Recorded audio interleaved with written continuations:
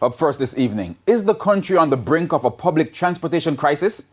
We asked the question and have been seeking answers in our latest In Focus report. Now, as part of this expose, we spent weeks visiting transportation centers in the corporate area. We now join Anthony Lugg live from one of these locations. Anthony? Thanks, Janella Herman. So we decided to explore the issue because of scenes like the one behind me. I'm currently in half retreat, and as you can see, angry, frustrated commuters simply trying to get home. Now, before the pandemic and during the strict COVID protocols, scenes like these were considered things of the past. But with things returning back to normal, it's been chaotic. The commuters are simply asking, when will it end?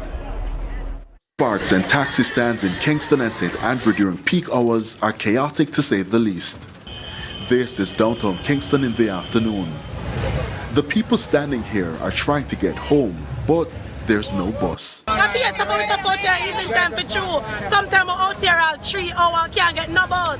It's a waiting game, and because some are accustomed to the situation, they find creative ways to pass time. Commuters sit and chat, while others simply stand as they wait for a Jamaican Urban Transit Company bus. Through it all, the frustration is evident. As you can see, out here is full. Baby mothers is here, kids is out here, and there's no bus.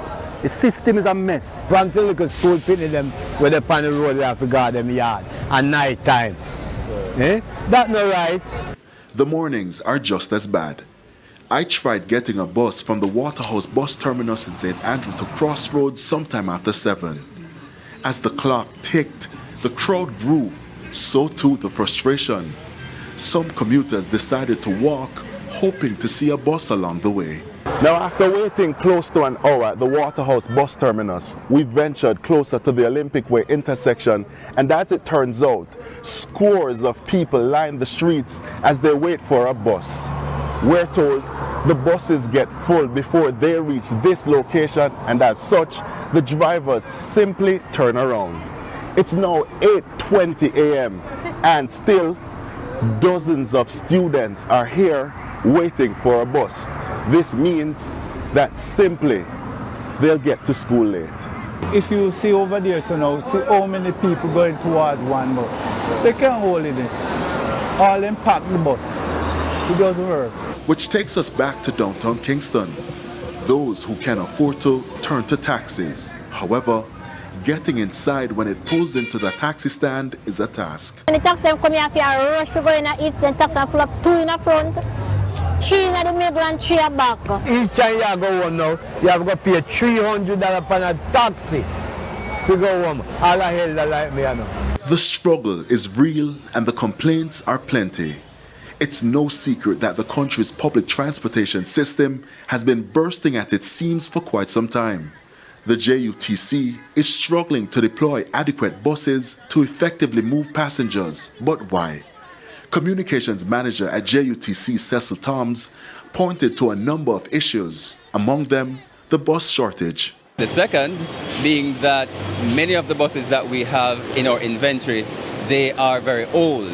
We're talking about an average age of between 12 to 14 years. With an aging fleet, you're going to require a lot more maintenance.